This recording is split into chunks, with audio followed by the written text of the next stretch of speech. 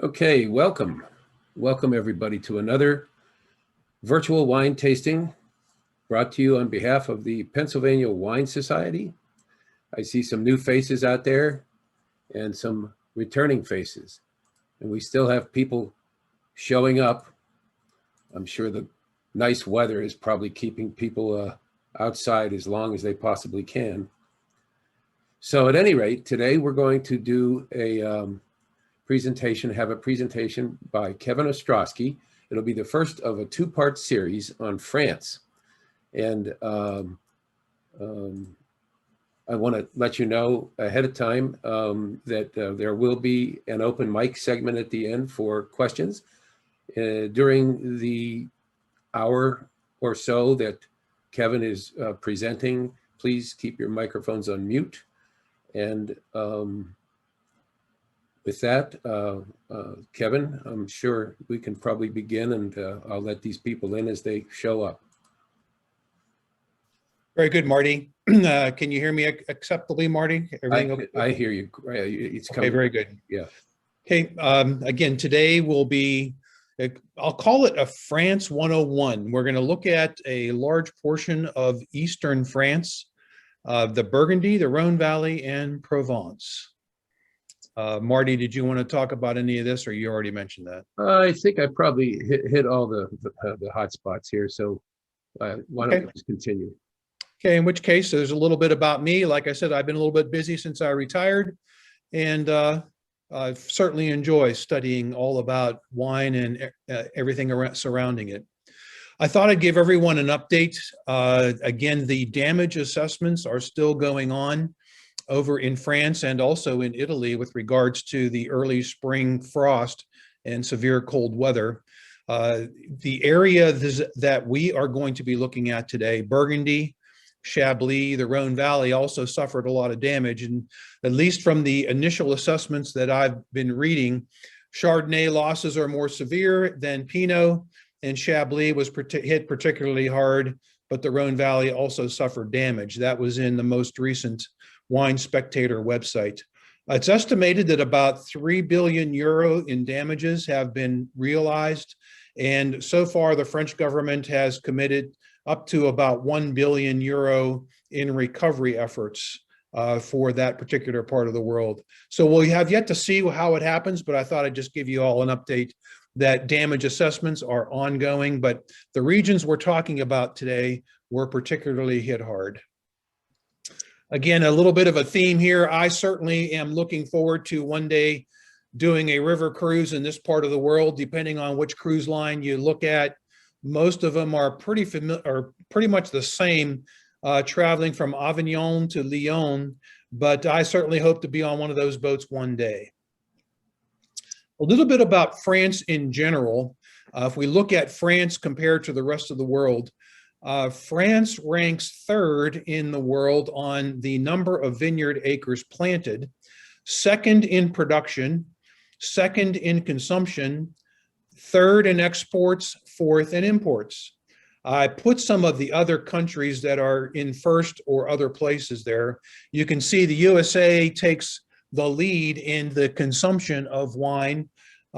Maybe that's not surprising, but at the same time, we're at best third with imports compared to the rest of the world. So I just thought that was interesting to note where France and particularly the USA ranks in terms of the world of wine. Another thing that I thought I'd mention is that our third president, Thomas Jefferson, was a bit of a Francophile. In 1782, when his wife passed away, President George Washington sent Thomas Jefferson to France as the minister plenipotentiary, basically for the purposes of establishing treaties with France. George thought that this would be good for Thomas to get away. He was in probably a deep depression because of his wife who suffered because of childbirth. Nonetheless, Thomas succeeded Benjamin Franklin as the minister to France, and from there he developed a love of everything French. Just as an example, he carried with him, or he took with him, James Hemings, which was the brother of Sally Hemings. And again, we're not going to get into that story.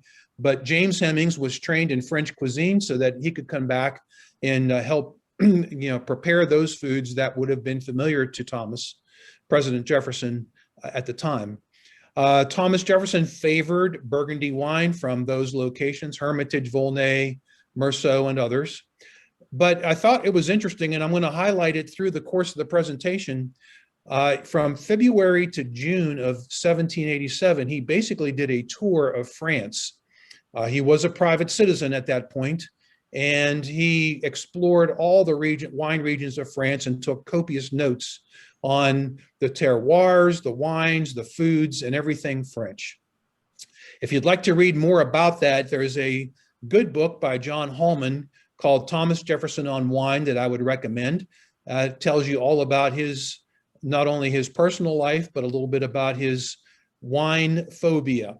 Not wine phobia, but his enophile part of his life, how he loved wine. Another president, our second president, also loved Burgundy wines. He called the Burgundy wines some of the most delicious wines in the world. And again, we'll touch on these as we go along. This is the wine regions that we're going to talk about today. We're going to start up in Chablis. We're going to travel down the river south all the way to Provence. So I thought I'd just give you an overview of that part of France that we're going to be talking about today. A little bit about French wine labeling as we go along. The labeling and the appellation system was instituted in 1935. Today it is controlled by the INAO, or the Institut National des Appellations d'Origine et de la Qualité. This is the group that controls the appellations and approves the different nomenclatures that we see on the label. Starting at the lowest quality would be table wine, Vin de Table, or Vin de France if all of the grapes were grown in France. IGP, Indication Géographique Protégée, would be the next quality up. It's also referred to as Vin de Pays, which literally translated is country wine. And at this level, 85% of the grapes would have to come from whatever region is stated on the bottle. This particular classification, IGP wine, accounts for about 1/3 of all of French wine. The other two is probably the most popular from our perspective. That's what we see most of. The AOC or AOP, Appellation d'Origine Contrôlée, or AOC wine, or if you use AOP, European Union rules, that's the letters you'll see. This accounts for about half of all of the French wines. Now in Burgundy specifically, it started in 1861 where Dr. Jules Lavelle wrote this long book on the quality of wines in Burgundy. Translated, that would say the history and statistics of the great wines of the Côte d'Or, which is again Burgundy. From there, the systems were developed, and today on the bottles we will see Grand Crus, or translated to great growths. That is the highest ranking wine in Burgundy, of which there are 33 Grand Crus in the areas we're talking about. The next level down would be Premier Cru. In shorthand on the bottle, you might see the number 1 with the superscript ER, which stands for Premier Cru, or first growth. There are 622 Premier Cru properties in Burgundy. The next level down are the villages or the communes, of which there are 44. And at the bottom of the list is the regional wine. This is wines that come from just the general area called Burgundy, or the Appellation Régionales. And again, that would be just general wine from the area. Also, some other terms that we're going to run across: if a piece of land produces grapes, in other words, a specific vineyard, this particular property is going to be called a Climat in France. So you're going to have Grand Cru Climats, Premier Cru Climats, and then after that, village wines and regional wines. It's also interesting to note that in Burgundy, they are very terroir driven. By that, I mean all of these classifications are delineated geographically. There are very specific borders and boundaries on what constitutes a Grand Cru vineyard or a Premier Cru vineyard. This is in comparison to Bordeaux, which we'll talk about next time, where the classifications are associated with the chateau. So if the chateau in Burgundy buys more property, that property automatically becomes a Premier or Grand Cru because they are owned by the chateau. In Burgundy, it is geographic. Once you have so many acres of Grand Cru vineyard, that's all you get. Also, I thought it'd be interesting to refresh this. We've talked about this before. In the United States, our Code of Federal Regulations allows us to label our wines as Burgundy wine or Chablis wine if before March 10th, 2006, that's what we called our wine. So if it was wine made after that date, we would not be permitted to call it Burgundy or Chablis or any of those other names, because those are reserved for wines from those specific regions. So in our country, we can still find wines labeled Burgundy, Chablis, Champagne, and so forth, based on our current regulations. And Kevin, there are other, I think you told me the other day, there are other names. This is not the entire list. No, that is correct, Marty. This is not the entire list. This is just some of the ones that I think are more familiar to us. And I wanted to highlight those two that we're going to talk about today, Burgundy and Chablis. Right. So they're clearly on the list in addition to others. You're correct. You can look up part 27, 27 CFR to see the entire list.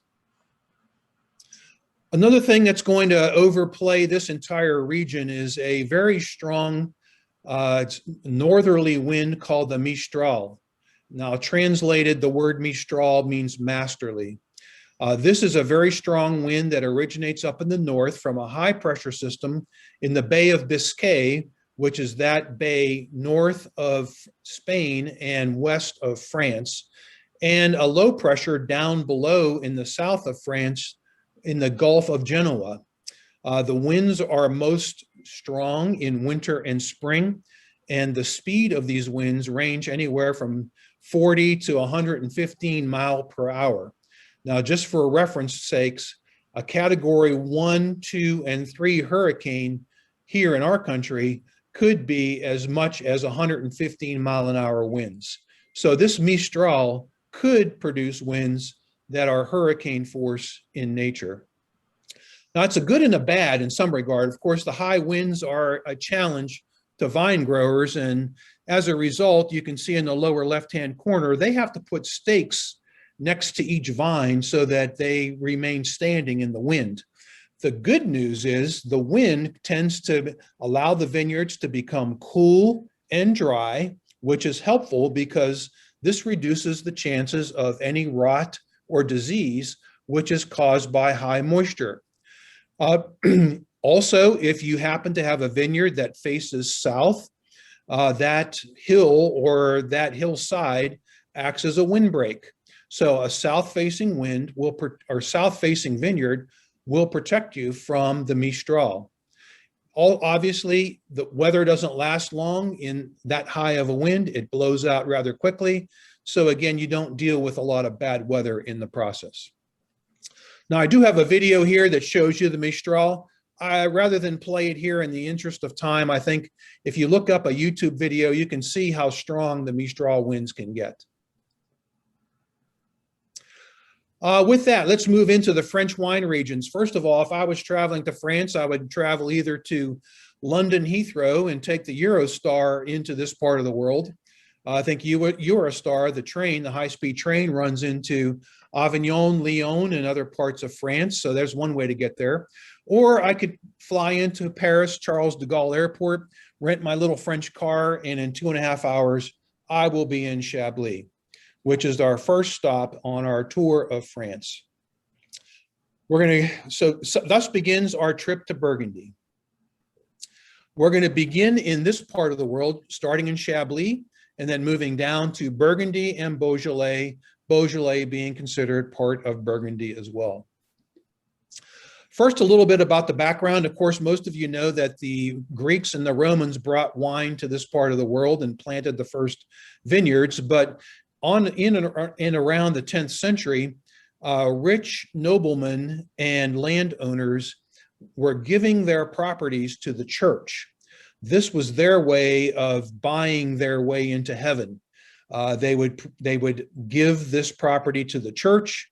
The church would then build its abbeys, establish its monasteries, and the most famous monasteries that are impactful in this area would be the Benedictines and a branch of the Benedictines called the Cistercians, which built the vineyards and the abbeys and made wine, obviously for sacramental purposes. One of the more famous Benedictine monks would be Dom Perignon, who would have been notable up in the Champagne region. Now, the monks also did something else interesting. They put walls around the vineyards that they saw as most unique or producing the best wines. These walled vineyards were called clos. Literally translated, that means closed. So these closed vineyards would appear throughout the Burgundy region. And again, they denoted those vineyards that made the best wines. Move forward to the late 18th century, the people got a little upset at the rich getting richer and the poor getting poorer, and we thus begin the French Revolution. By the way, it was about at this time that our president, Thomas Jefferson, moved back to the United States, where George Washington made him our Secretary of State. Anyway, during the French Revolution, the property was seized away from the church. It was divided and then sold to whoever wanted to purchase the land. Now, one of the problems that would occur was this concept of primogeniture. In other words, if I owned a certain plot of land, when I would die, that land would get passed on to my oldest son, and he would become the new landowner. In 1804, Napoleon, in the Napoleonic Code, ended that practice. So in this case, if I had a plot of land and I were to die, the land would be equally divided amongst all of my children, male or female, it did not matter.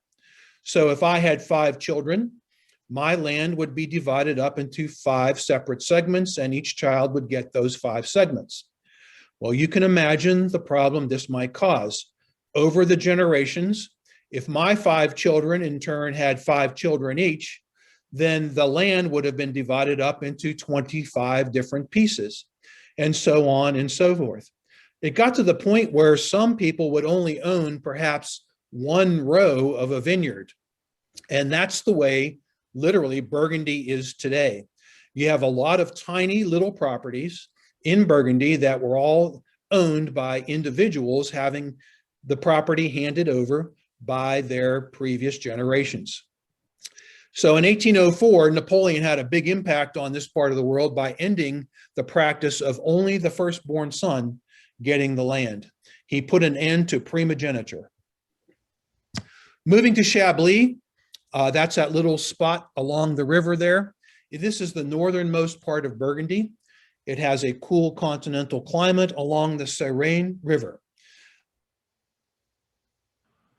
Chablis is famous for its soil, known as Kimmeridgian marl, which is a combination of limestone, clay, and oyster shell. There's a picture of some of that Kimmeridgian marl. And by the way, that band of soil runs all the way up into Essex, England. So there's a large band of Kimmeridgian marl or clay that runs from that part of France all the way up into England. This is Burgundy's largest wine growing region. Chardonnay is grown and made exclusively into wine. Oak is rarely used, and the wines are known for their high acidity. They're very dry. They are described as mineral and steely, age-worthy, very austere, and the taste that the French assigned it is goût de pierre à fusil, which basically means taste of gunflint. So that gives you an idea as to how austere and minerally these Chardonnay wines are. But again, that's Chablis. That's what it's famous for. Chablis also possesses a system of classifications. The Grand Cru Chablis are all located on that little red property right in the middle of the territory. There's a blow up there on the upper right. One of the reasons why these are all Grand Cru properties is because they all face south. Remember, if you have a south-facing vineyard, not only do you get a lot of sunshine, but you're also protected from the Mistral. So these 7 vineyards, and they're listed on the left-hand side of the page, those 7 vineyards are the 7 Grand Cru vineyards of Chablis. The surrounding properties are also good wines. Many of them, the ones in purple, are the Premier Crus, and then you have the regional wine, Chablis, and another region called the Petit Chablis, which are those properties adjacent to the Chablis. So there's the classifications of the Chablis wines. Here's some examples. I highlighted Louis Jadot's wines here, and just to compare the two, you have a Grand Cru Chardonnay, a Chablis from the Grand Cru vineyard of Val d'Essert at almost $100, compared to just a regional wine, a Chablis, a straight up Chablis at $25. So there's a couple of examples of Chablis wines of the 2 different classifications. I also thought it interesting, and we're going to see this again, where in 2013, Louis Jadot, the producer over in Burgundy, purchased vineyards over in the Willamette Valley, Oregon, under the Resonance label. And you can today buy at least the Pinot Noir from Resonance out of Oregon, and maybe compare that to a Louis Jadot Pinot out of Burgundy. While they make a Chardonnay as well, I was unable to find a Chardonnay, at least in our system, but I'm sure it's out there someplace, or we may eventually get it. So anyway, there's a couple of examples of some Chablis available to us. From Chablis, we're going to jump in my little car, my little French car, and in an hour and a half arrive in the city of Dijon. Now, I put this map here because I felt that this map really helps me a lot to keep kind of things straight. You can see Dijon up there at the northern end of this map, and that's where we're currently at in Dijon. Now, Dijon is not too far from the Saône River, and the Saône River flows south all the way to Lyon. In the east, you have Lake Geneva in Switzerland, which is actually the source of the Rhone River. So the Rhone River flows southwest, and it meets the Saône over there in Lyon. Now, I thought it interesting that right there at the point in Lyon where the 2 rivers meet, they call that part of the world Presqu'Isle or Presqu'Île, which literally translated in France means almost an island. It's basically a peninsula with the Saône River on one side and the Rhone River on the other side. For those of us in Pennsylvania, we may recognize the words Presqu'Isle. The other thing I noted there at the very, on the northeast corner there is Lake Neuchâtel. We talked about that in our rosé presentation. They are known for their rosé wines called the Huile de Perdrix. And the other place I noted was Avignon, which is all the way further to the south. The Rhone River now becomes the primary river down in Avignon. So I thought this was just kind of keeps me straight, where I can see the Rhone River, the Saône, Lyon, where the 2 meet, and then all the way to the Mediterranean down to Avignon. For those of you that may be planning like me, most of those riverboat cruises start in Avignon and ride up to Lyon. So you can see pretty much this part of the world by way of riverboat cruise.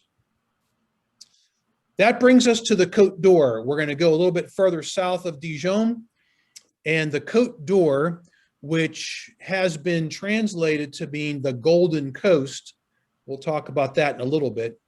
The Golden Coast is primarily the two northernmost properties in Burgundy. The Côte d'Or is made up of the northern part, called the Côte de Nuit, and the southern part, the Côte de Beaune. So these two areas make up the Côte d'Or. Now, the graphic on the left-hand side is kind of giving you a size scale. The Côte de Nuit and Côte de Beaune together are only about 40 miles long. And in terms of width, it's only about a half a mile wide. So these vineyards that are growing in the Côte de Nuit and Côte de Beaune grow in this little half-mile stretch of land right down the middle, up on the slopes. So you can see this is not a huge territory, but it is growing some of the best wines in the world. Now I'm going to get in my little green car. If you go to that website, bourgognewine.com, they have a designated route through this area called the Rue des Grands Vins, which is basically the street of, or the road of the great wines. You can see the map. It's a road that runs right down through the center of the area, and it gives you a guide to all the primary vineyards along the way. So just an interesting set of maps. You can take a look at it. We're going to get in our little green car and head down the Route de Grands Vins as we go through Burgundy. A little bit more about the Côte d'Or in general. The soil in the Côte d'Or is a combination of that limestone, clay, and marl that we saw up in Chablis. There are hills off to the western side of the Côte d'Or, which provides it some protection from the Mistral.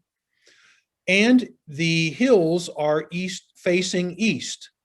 This is really what they believe to be the origin of the word Côte d'Or, coming from Côte d'Orient, which means to the east, or coast to the east.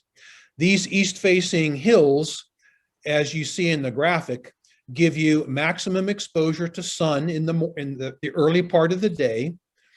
The Saône River is at the bottom. The limestone and marl make up what are primarily the hillsides, protecting us from the Mistral. The vineyards grow on the slopes, and at the bottom of the slope is where most of the clay is, which kind of makes sense because the rainwater would have washed down all the silt off the hillsides down towards the river. So there you see a graphic of where all the vineyards are located up on the slopes, the golden slopes of the Côte d'Or. The approved grapes in this part of the world, at least in the Côte d'Or, are primarily Pinot Noir and Chardonnay. You can see the list of other approved grapes, but the big stars are Pinot Noir and Chardonnay.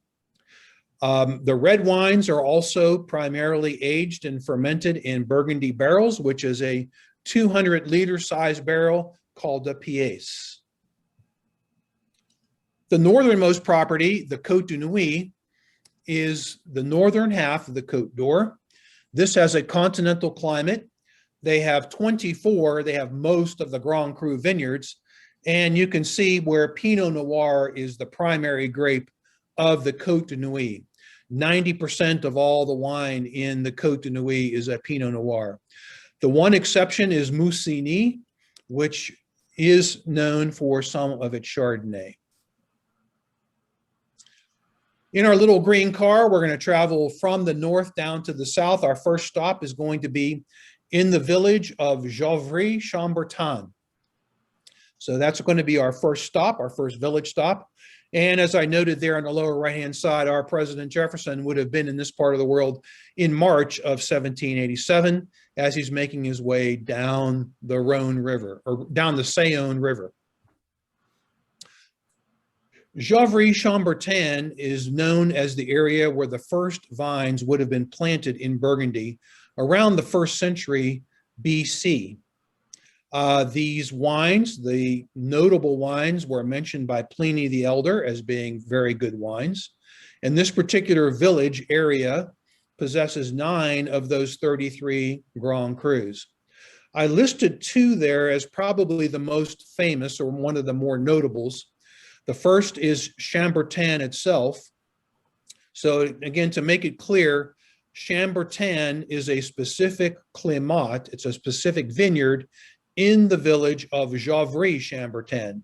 So it kind of gets confusing, but you kind of keep those names straight.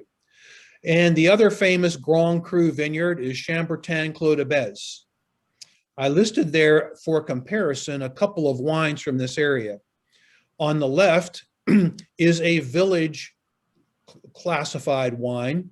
So this is a Louis Jadot Geoffroy-Chambertin village level because it just has the name of the village on the label. And you can see its cost is about $65. On the right is also from the village of Geoffroy-Chambertin, although this comes from the Grand Cru vineyard of Chapelle.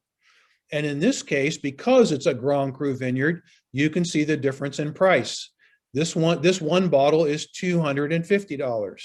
So you can see how the difference between the village wine and the Grand Cru wines compare to one another.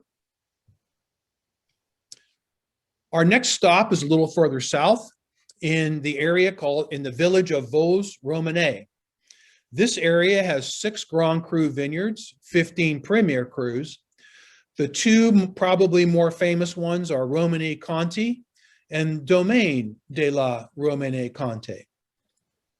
And we'll talk about a couple of the wines there. Before we do, though, I wanted to mention that another producer that, again, you can find in our system here in Pennsylvania is by Joseph Drouin. Joseph Drouin also has purchased property in Oregon, specifically in the Dundee Hills. So if you want, you can certainly get some wines from Joseph Drouin Burgundy and Joseph Drouin Oregon and compare the two. Might make for an interesting comparison. But we're going to stop in Vosges-Romanée and we're going to seek out Romanée-Conti. As I mentioned, this particular village has 6 of the Grand Cru vineyards. The most important and the most expensive in the world is that of Romanée-Conti. Romanée-Conti makes some of the most expensive wine in the world. It's been known to go for over $500,000 for a single bottle of Romanée-Conti. This particular wine has been famous since the 18th century.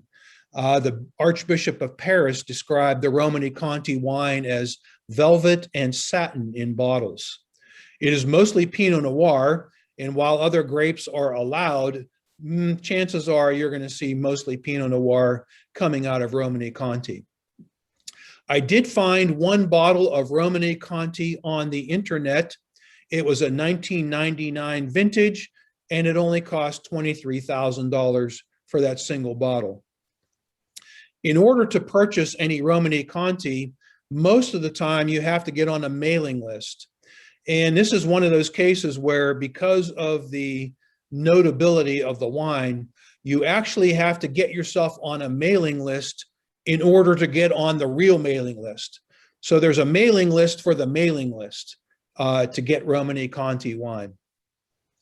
The wine that I have shown here is from another Grand Cru vineyard. It's located in the village of Vosges-Romanée.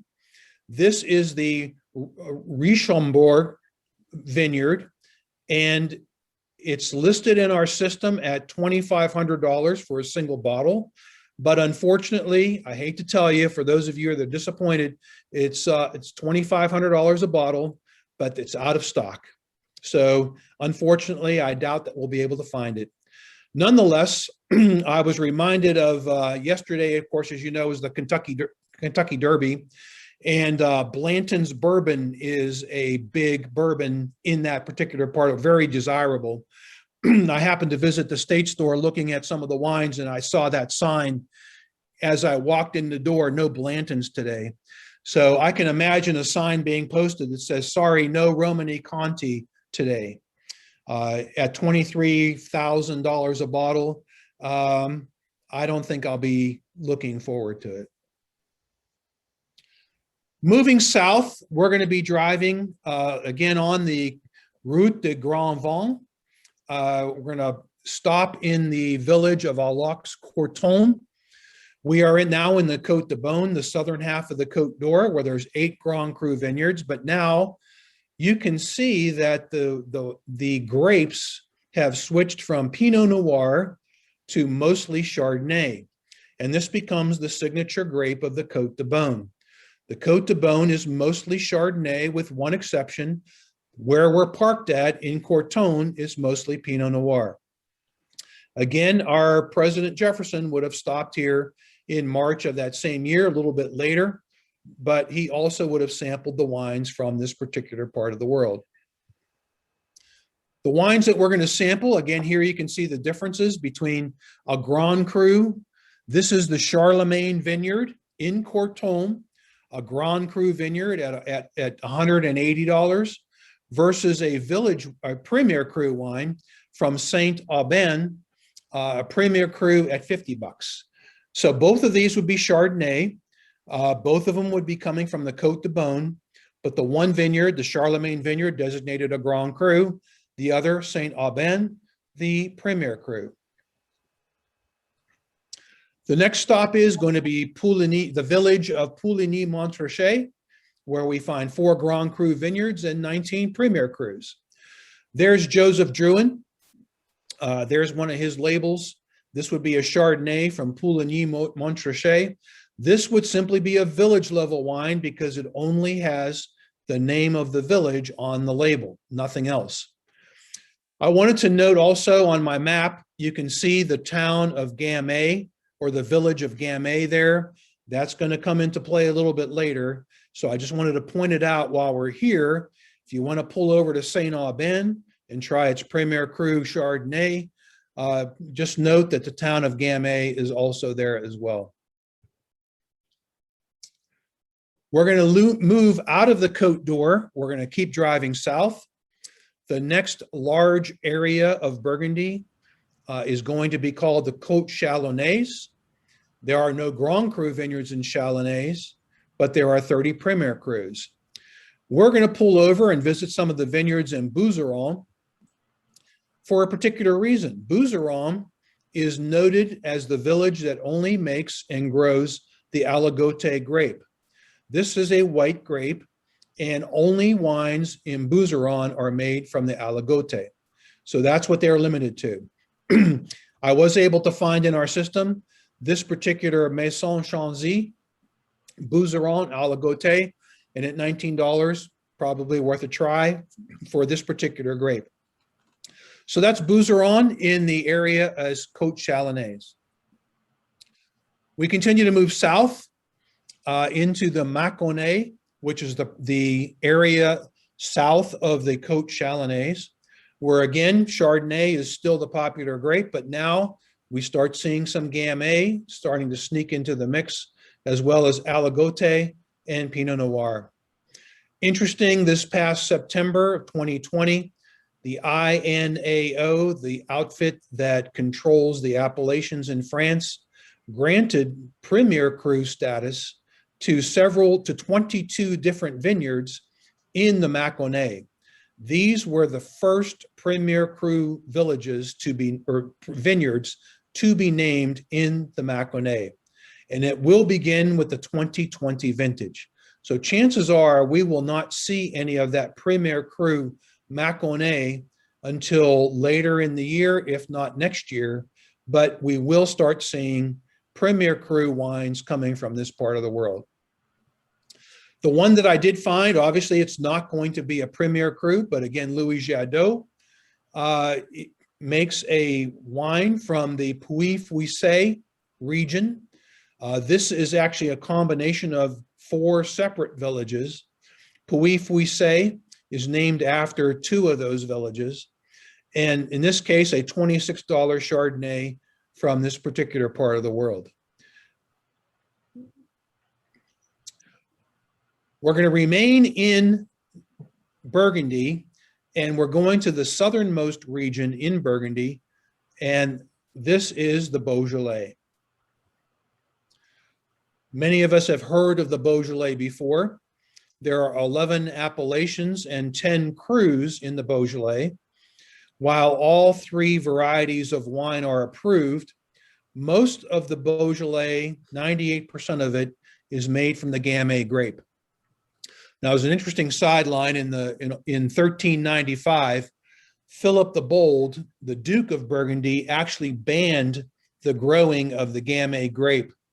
He himself described the Gamay wines of Gamay as being very great and horribly harsh. So we did not see the Gamay grape grown anywhere else in Burgundy as a result until later on, when Burgundy started to grow Gamay again. Half of the Beaujolais wine sold is in November, and it is sold as Beaujolais Nouveau. As most of you know, it's not released until midnight on the third Thursday of November. This is done traditionally, as it is noted as the first wine of this year's harvest. And it came about because all the winemakers tried to get their wine to be the first winemaker to go to get their wines to Paris. So this little race to Paris became a marketing success. And today we still celebrate Beaujolais Nouveau on the third Thursday in November. Beaujolais Nouveau is slightly different. It goes through an enzymatic fermentation known as carbonic maceration, which extracts a lot of color, but not as much tannin. So therefore, you get a lightly tannic wine with a lot of color, a lot of fruity flavors, and it is meant to drink young and drink cold. Down in the lower left is a classic George Duboeuf Beaujolais Nouveau that I think most of us are probably familiar with. Now, contrary to Beaujolais Nouveau, Beaujolais wine is actually very excellent. You can get straight Gamay wine from the Beaujolais Nouveau, and it comes in 3 different styles. It turns out that each of these villages is noted for a particular style of wine. So in the process, it might be interesting to get a wine from each of these villages and to compare one to the other. The lighter styles from Chiroble, Fleury, and Saint-Amour, the fuller bodied style from Brouilly, the Côte de Brouilly, Julianas, and Rainier, and some age-worthy, some bigger bodied wines from Chenas, Moulin-à-Vent, and Morgon. So the wines that I picked to represent this area are, again, all from the individual who is known as the Pope of Beaujolais, George Duboeuf. These wines, again, represent at least 4 different areas, and they are all available in our state store system. Unfortunately, the Pope of Beaujolais, George Duboeuf, passed away this past January, and he has now passed the business over to his son, Franck, which is pictured there in the center photograph. Incidentally, George got his start in wine when his family made wine, and George actually delivered wine to individual places by way of bicycle. So that's how he got his start in the wine business, delivering wine on bicycle. Here we have all George Duboeuf, all Gamay, all made in Beaujolais, Saint-Amour, Moulin-à-Vent, Morgon, and again, a very large area, the Beaujolais Villages wine. By the way, one of the things I'm seeing more of in the stores this year, we have about 3 examples that I can think of offhand of Gamay grapes being made into rosé, which I had not seen in previous years. Yeah, again, in our rosé presentation, we kind of mentioned that rosé is so popular that just about everybody is trying to make a rosé wine to put on the market, primarily because it's a moneymaker right now. So not surprising, but it might be interesting to try for that reason. We did have a rosé Beaujolais Nouveau, by the way. I think I remember seeing that, if I recall. Probably, I don't even know. We might have even had it in our house. I don't remember, but it's been a while. November was a long time ago now. Again, in terms of food pairing, I thought I would share with you at least what are some of the more popular dishes in Burgundy. I'll start in the upper left and go clockwise. Of course, charcuterie is a well-known in this part of France. In the top center, of course, escargot, one of my personal favorites. You can get escargot here. Unfortunately, it's canned, and you can buy the shells and the snails separately, and then pump them up, fill it with garlic and parsley yourself. Still delicious, though, very good. On the right-hand side there, upper right, is coq au vin, which is chicken braised in a red wine sauce. Again, very delicious. In the lower right-hand corner, beef bourguignon, which, again, the name itself tells you where it's from. And I just want to tell you, if you make beef bourguignon, please use Julia Child's recipes. It's world famous, it's delicious, and you'll never regret the time it takes to make it. Beef bourguignon would go great with some of those Côte de Nuit Pinot Noirs. Some other popular dishes in Burgundy in the center is a fondue bourguignon. Now, in this case, the fondue bourguignon is basically a pot of hot oil, and what you see happening is small chunks of meat being dunked in the hot oil to cook. So again, you can imagine a meaty, cooked in oil, kind of a meat with maybe a nice side of vegetables, going well with either mostly the Pinot Noir for the red meats, but I'm sure you could do a chicken dish, and Chardonnay would be just fine as well. To the left of the fondue is a cheese puff, which in French would be called a gougère. Easy to make, but very delicious with wine. And then I gave you 3 different cheeses from the Burgundy area: a Vézelay, a Citeaux, and a soft cheese, a Mont d'Or. Kind of the name tells you where it is popular at.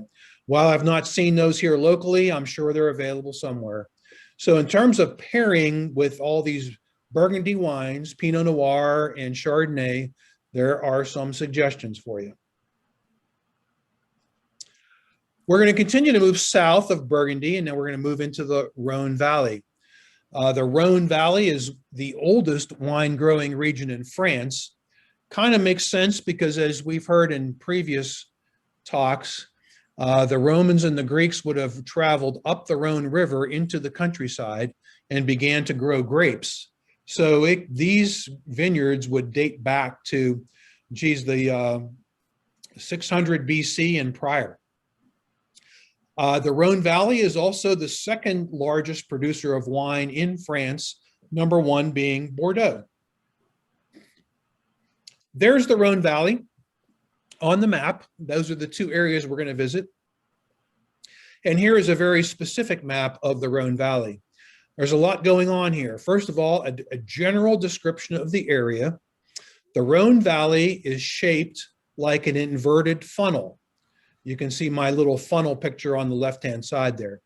Narrow at the top, broadens out at the bottom. There's a reason for this.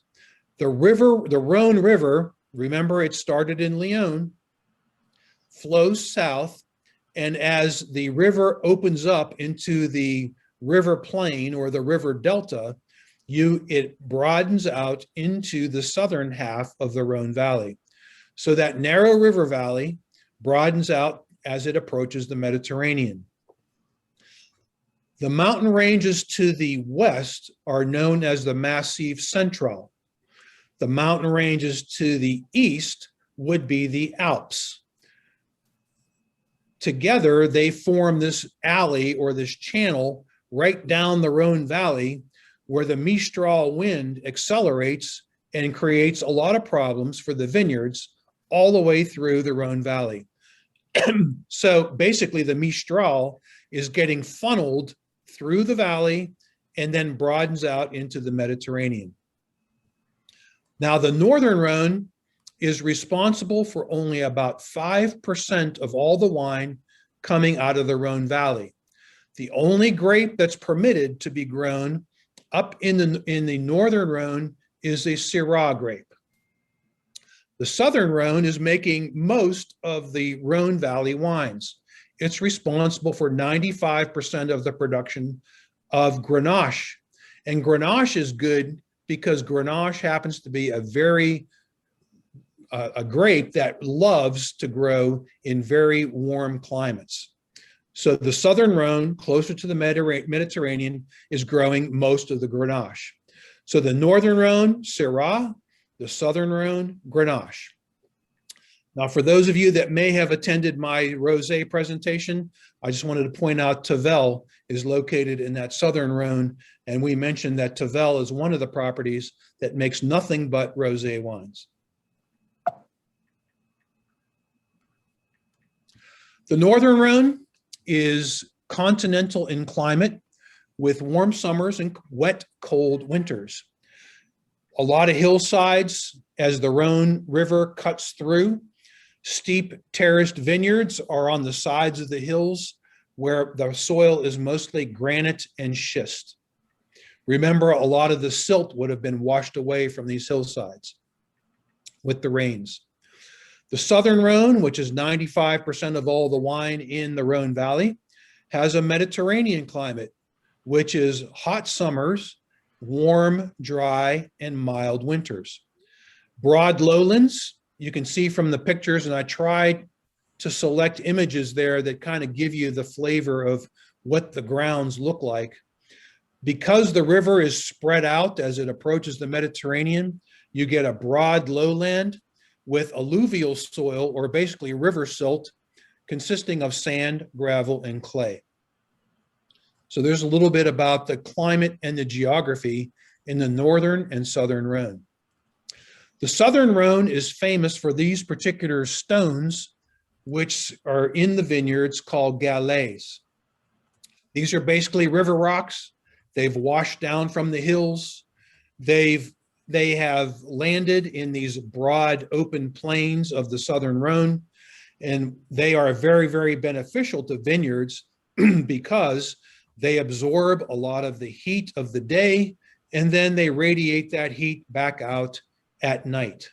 So the Southern Rhone and the Galais soil, again, makes for some very, very nice Grenache, because again, Grenache is a very heat-loving grape. Here are the superstar grapes of the Rhone Valley. While others are permitted, Grenache, Syrah, and Mourvedre are the three stars of the red grape world, and Roussanne, Marsanne, and Viognier are the white grape stars of the Rhone Valley. For the wines that are made from Grenache, Syrah, and Mourvedre blends, we typically call them GSMs, which is the Grenache, Syrah, Mourvedre blended grapes, all of which are aged in old oak foeders, which are up to about 600 liters each. That brings us to our first Rhone Valley region, which is in the Southern Rhone, Châteauneuf-du-Pape, which is, of course, translated into the new house of the Pope, and famous for the Avignon papacy back in the 14th century. Now, the Châteauneuf-du-Pape, or the Avignon papacy, began with Pope Clement V. This particular gentleman was born in southwest France. He was elected Pope with the suspicion that he was helped in his election by French King Philip IV. Now, for those of you that may remember our rosé presentation, Philip IV was the guy that used to love the wines of Tavel. He was also the guy that married Joan of Navarre, down in the lower right-hand corner, who happened to be the Countess of Champagne. Anyway, Pope Clement V was elected Pope, and contrary to what would have been the rule of the Catholic Church at the time, he was not previously a cardinal, nor was he Italian. Therefore, he would not have normally been eligible to become a pope. It was French King Philip IV, our famous king, that had requested that the church pay or help fund his efforts to fight off England. Well, when the Pope at the time disagreed that they were not going to fund the war with England, The king basically disowned the church, and the papacy and Pope Clement V moved the papacy to Avignon, where they remained there for the next 67 years. Altogether, there were 7 popes that served in Avignon before the papacy was eventually moved back to Rome. By the way, the shield there is the emblem of the Avignon papacy. Again, the keys would be the keys to the kingdom of heaven, by St. Peter. And again, you can see the symbolism there as to how they would have carried through. The Avignon popes built this little place to call home. You can visit and tour this place today in Avignon. This is the Palais des Papes, or the Palace of the Pope, in Avignon, France. And that's where the popes would have stayed. Châteauneuf du Pape is the famous wine coming out of this particular region. It is basically a Grenache-based blend. It's a GSM blend, Grenache, Syrah, and Mourvedre. And you can see there's a couple different bottles there at different price points. The Francis Xavier on the left at $30. The Chateau, a very famous producer, Chateau Beaucastel, on the right at $90. In studying wine, you find out that there are 13 approved grapes for this particular area, but regardless, Grenache is the most dominant grape to be found. You can see one of the reasons why that Chateau Beaucastel wine is more popular. Wine Spectator has given it a 97, which is pretty rare for a Wine Spectator. So at that rating, you're going to see a pretty high priced wine. But anyway, Châteauneuf du Pape, again, a Grenache-based red wine, aged in some of those old oak foeders.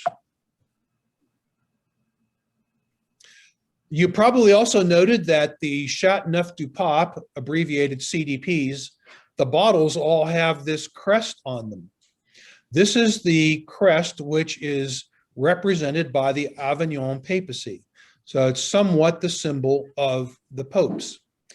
The story behind it is back in 1936, the winemakers in this particular part of the world wanted a way to make their wines noted on the shelves and more distinctive. They also wanted people to be able to recognize authentic Châteauneuf du Pape wine. So the winemakers approached a lawyer by the name of Baron Pierre Leroy Boisseau-Marie, who happened to be one of the co-founders of the INAO, and they asked him to help them out. Now, Baron Pierre happened to be a former World War I fighter pilot and now a successful businessman. He became the chairman of the syndicate of all the viticultures in Châteauneuf du Pape. They collectively agreed that their bottles were going to be imprinted with this papal symbol, the crossed keys, with the word Châteauneuf du Pape embossed on the bottle. Just for comparison's sake, our current Pope Francis, you can see his coat of arms. You can see the resemblance between the two. It was in 2004 that the French Supreme Court actually concurred with this particular symbol being used on the Châteauneuf du Pape bottles. Moving northwards to the Northern Rhone, we're going to feature the wines from Hermitage, which are rather unique. Hermitage happens to be this lone single hill at the bend of the river. There's a picture of all of the vineyards of Hermitage. It's a limited amount of space, only about 300 acres, a very desirable south-facing slope, primarily of stone, gravel, granite, flint, and limestone. Syrah is the only permitted grape, although you can co-ferment up to 15% Marsanne and Roussanne in the process. Kind of interesting, back in the 1800s, 19th century, Bordeaux wines were said to be hermitaged, meaning that they blended some of this wine in with some of the Bordeaux wines to make them taste better. If you happen to visit the area, you can go to the very top of the hill And in 1224, tradition has it that this particular knight, Gaspar de Sterenburg, a knight of the Albigensian Crusade, was asked if he could build a small retreat up on top of the hill. His chapel is still there. You can still go visit the chapel. So is that practice of blending some of this wine into some Bordeaux wines no longer? No, it is no longer occurring. That would have occurred back in the 1800s to, again, try to fortify or to improve the taste of the Bordeaux wines.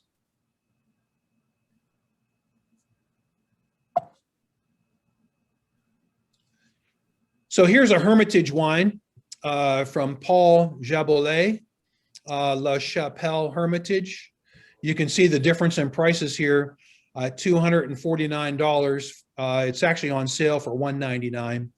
Compared to the Crow's Hermitage is the property surrounding the hill is those particular vineyards. That is actually the largest appellation of the Northern Rhone, with alluvial clay and limestone being more notable in the vineyards. Of course, it's at the bottom of the hill where a lot of that clay would have washed from the hillside.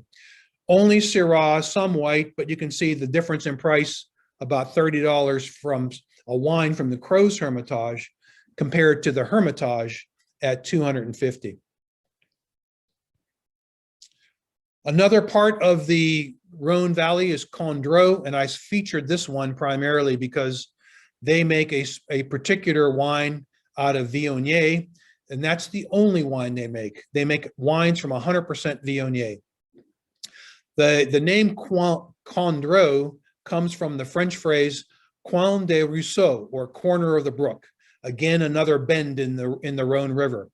This is about 500 acres of vineyards. It's protected from the wind, from that mistral. Granite soils. On the surface of the granite soil is this powdery chalk known as arzelle, which is, again, chalk, flint, and mica. Again, that's just a notable soil in that particular area. The hillsides are so steep in the Condro that they only permit manual harvesting. It's more of a safety issue than nothing else. But Viognier is a known grape to be very floral, very honey, and has a lot of mouthfeel to it. So again, a very popular grape in the Rhone Valley, Condro. I did find this example in our state store system from Yves Colleran. It's a 2016. It's made out of 100% Viognier, and it does go through malolactic fermentation, so it's going to be a little softer in terms of its acidity. At a Wine Spectator 94, though, you can still see the price tag is close to $50. I also wanted to highlight the fact that Virginia in 1991 was the Horton Vineyards introduced the Viognier grape to Virginia, and Dennis Horton at the time established Horton Vineyards, which still stands today. Since then, Virginia has declared Viognier Virginia's state grape and state wine. So it would be interesting, in my opinion, to grab a Horton Viognier from Virginia and a Viognier from Condro and compare the two and see what they're like. Also, again, getting back to our country, back in 1989, this cover appeared in Wine Spectator. Randall Graham of Bonnie Doon Vineyards basically initiated the group known as the Rhone Rangers. Certainly a play on the Lone Ranger there. They are an organization that exists today dedicated to promoting American Rhone variety wines. They were formed in the late 80s and 90s. They have over 100 member wineries, most of which are in Paso Robles. And in order to become a member, your wines must be made out of 75% of the 22 Rhone Valley approved grapes. For us consumers, if you want to join the organization as a sidekick, you can basically get on their mailing list and learn of different Rhone events that they are hosting or sponsoring in the country. The closest local chapter winery of the Rhone Rangers is down at Horton Vineyards in Virginia, which again was the vineyard that introduced Viognier to this country. Lastly, we're moving into Provence. We're moving south of the Rhone Valley. Again, for those of you in my rosé presentation, this is all familiar territory. This area would have been settled by the Greeks and then the Romans in the 600 BC by the Greeks, and then in the 1st century by the Romans, who called it our province or Provincia Nostra.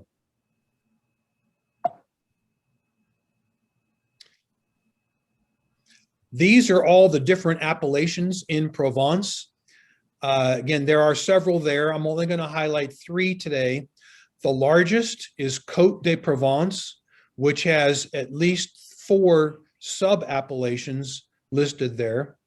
The second largest one is Aix-en-Provence, which again is a little bit further to the west. And then the other one that I wanted to mention is Bandol, which is right there on the Mediterranean coast. Now, just for reference purposes, I wanted to show you on the far left-hand side of that map, you can see where the Rhone River actually dumps into the Mediterranean. So that's where the Rhone River makes its entrance and ends as in the Mediterranean. Aix-en-Provence would have been visited by our President Jefferson back in late March 1787. And you can still find plaques up on historical plaques in this part of the world dedicated to our 3rd president. This particular part of the world, a Mediterranean climate, hot summers, warm, dry winters. They get 280 days of sun a year, but it is a little bit cooler in the hillsides. They get also about 21 inches of rain per year. Again, this was the place where wealthy Europeans came to vacation and again, go through what they called climate therapy. The soils are limestone and schist. They are known for their rosés. They would have suffered through the phylloxera blight back in the 1880s, as most of Europe did at the time.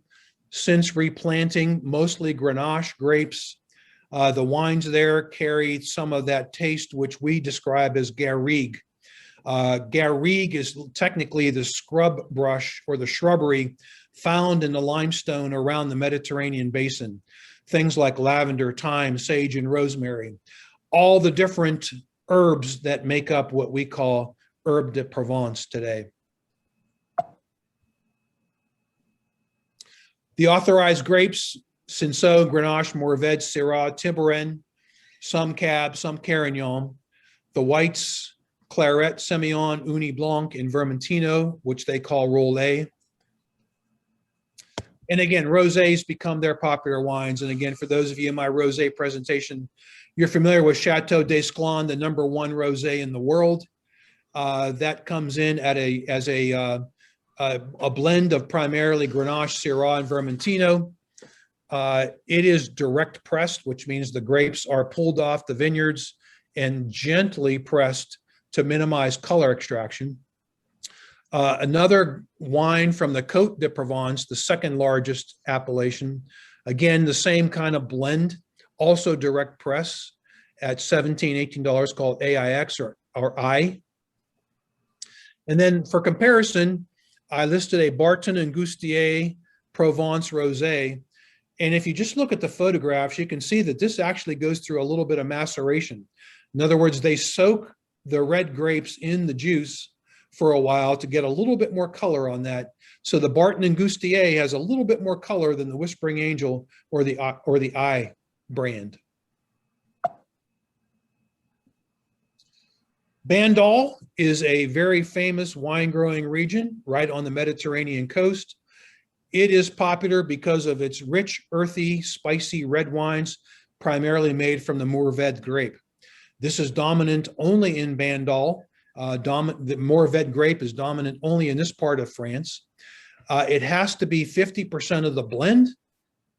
It has to spend a minimum of 18 months in oak and is typically blended with a little bit of Grenache and Cinsault.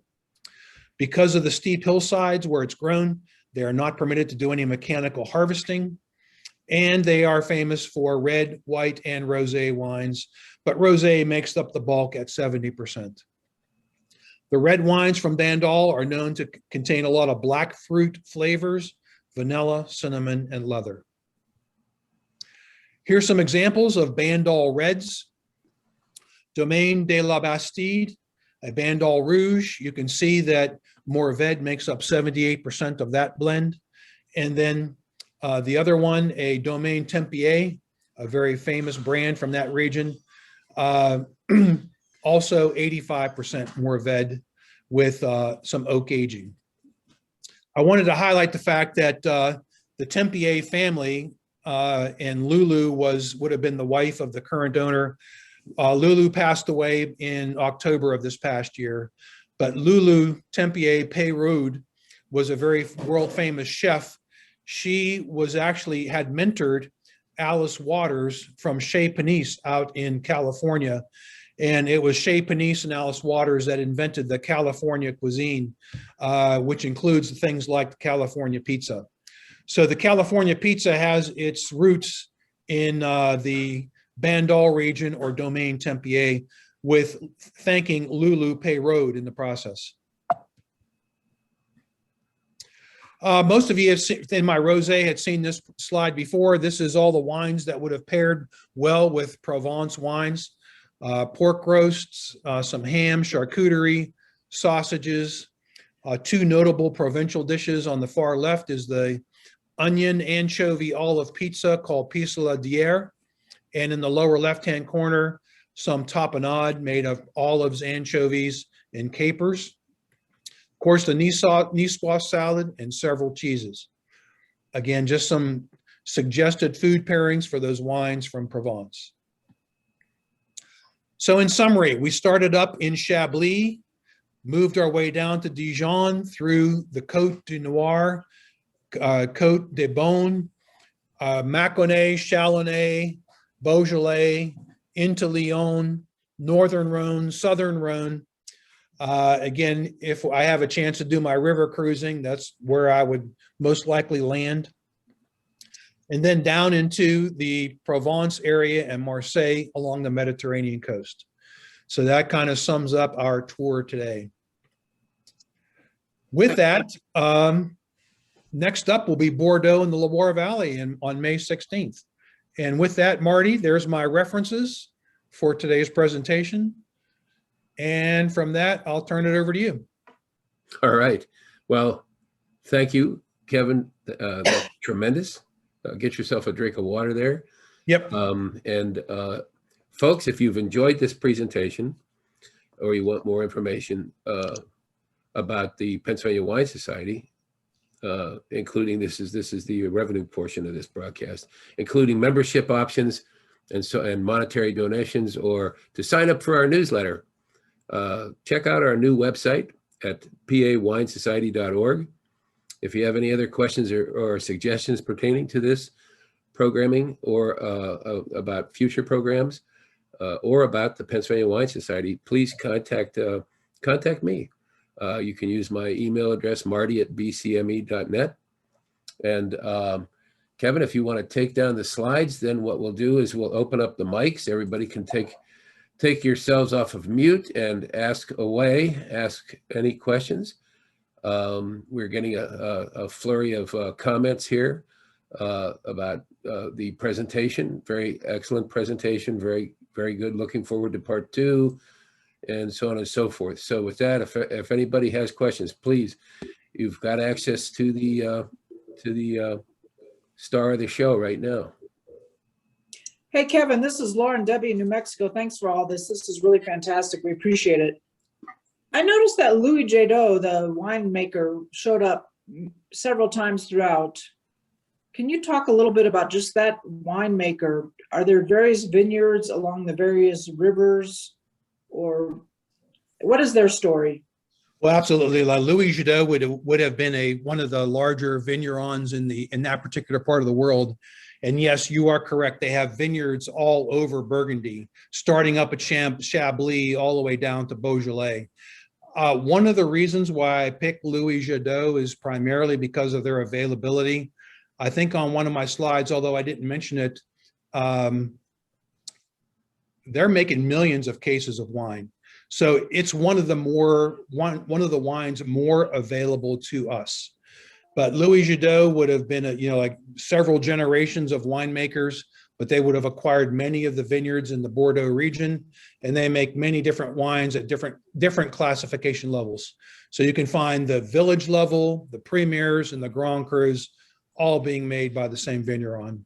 So really, it was the reason I chose them is for availability. Those were some of the ones I would anticipate that you might find more readily in the stores.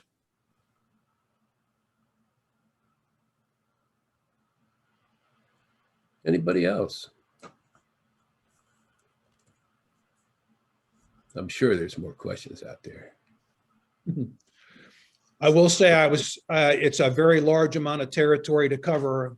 And I tried to pick what I think were some of the highlights. So I'm sure I would have missed somebody's maybe favorite village or maybe even favorite wine. Nonetheless, for a quick tour, again, I'm trying to pick the highlights for you. So actually, there were some comments earlier that it was an awful lot of material, and I tried to explain. I mean, it's just short. We're just scratching the surface. You would need a documentary of like 12 hours, and maybe get Ken Burns involved here.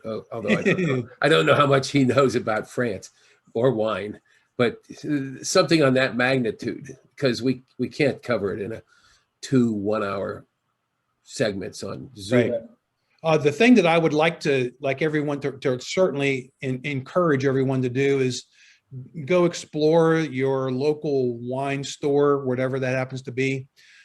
Check out the labels, check out the producers, see where they're from. If nothing else, it's great to, I like to do that anyway, just to see what's available out there. But many times you find some treasures in some fairly nice price points in the process. So yeah, look for a premier cru, compare it to a village level, see what you think. I'm very glad that you included Condrieu from the Rhone. Viognier is just a phenomenal grape, and even though it's expensive, if you have an opportunity to grab a bottle of Condrieu and try it, it's absolutely ethereal. Very good. Thanks for that, Bill. What are some of you other folks drinking out there today?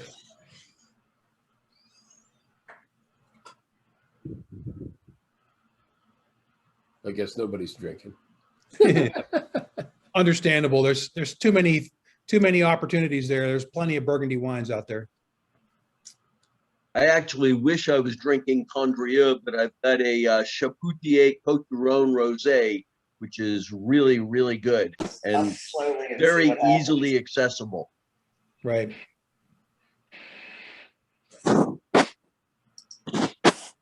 Hi, it's April.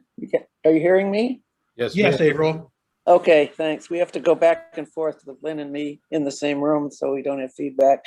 What I brought a Chablis from Bateau as a premier cru. We're just sitting here thinking it's just beautiful, and it goes well with tomatoes, which is weird. And I have actually used it to drink with pizza, where you have fresh tomatoes as well as the cheese. Fresh tomatoes is important. But yeah, fresh, not canned. Yeah. Good. And the other thing I wanted to say, this whole area is wonderful. I've been there several times anyway, but the Mâconnais area is, if you want to learn about white Burgundies, but you don't want to pay a lot of money, start looking at Macon wines, because there's some really good examples leading in that richer direction. And if you see anything from Macon La Roche Veneurs, buy it. It's going to be good. That's one of the best. It's a lot to remember. And there's not many in the stores, I'll tell you, but Right. every now and then I see it. I always buy one. They're all really the best examples. That's the reason for exploring. I'll go to the different stores and just explore to see what I can find. Many times you find something that is not available anywhere else, but that's part of the fun. Yes, absolutely. So should we switch back? I'll unmute. Unmute. I'm on now.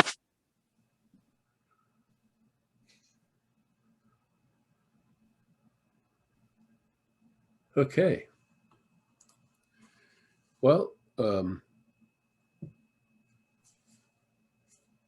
if we have no further questions, we can let Kevin retire from the day here and do what he's going to do the rest of this gorgeous day. And I want to get outside myself.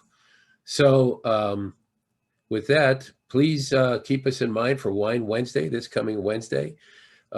We've sent the announcements out. It's going to be wines that'll pair up with Mexican food, basically, for Cinco de Mayo. And the announcement that I sent out had a couple of links on it, which suggest a variety of wines that go well with that food, as well as some wines that you shouldn't choose for that food. And then so we'll have 2 more Wine Wednesdays before we see Kevin again. Then we'll see him on the 16th at 3:30 p.m. in the afternoon on a Sunday, and that'll be part 2. And Kevin, what parts of France are we going to cover in part 2? Bordeaux and the Loire Valley.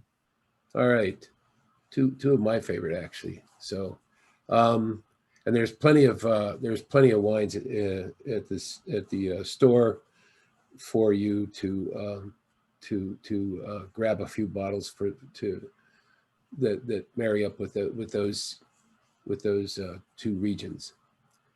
So still lots of thank yous coming in, and look forward to the 16th with you, Kevin. Absolutely. I would do the same. Take care. Goodbye, everybody. Thank you.